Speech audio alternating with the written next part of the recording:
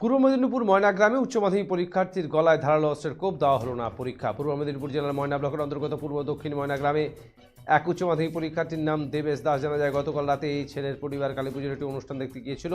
পরিবারের লোকজন ফিরে এসে এই পরীক্ষার্থীকে বাড়িতে দেখতে না পাওয়ায় রাত 12টার সময় পরিবারের লোকজন খোঁজাখুঁজি শুরু করে। কিছু সময় পর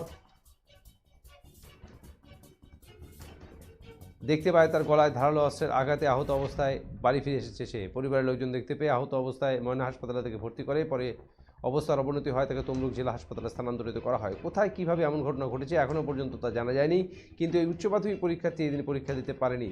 এই ঘটনাকে কেন্দ্র করে চাঞ্চল্য ছড়িয়েছে গোটা এলাকায়।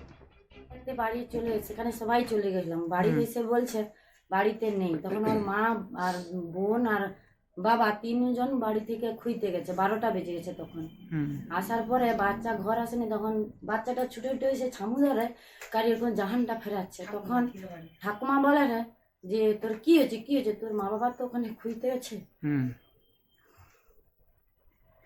তখন কি হয়েছে দেখে পিসি ছিল, পিসি তখন টেনে গা হাত ভিজা কেন দেখে না, গোটা গায়ে রক্ত, আর গেঞ্জিটা যা যেখানে নিচের দিকে নামিয়ে দিয়েছে দেখে না দুটা এরকম ছড়া দিয়ে কাটা।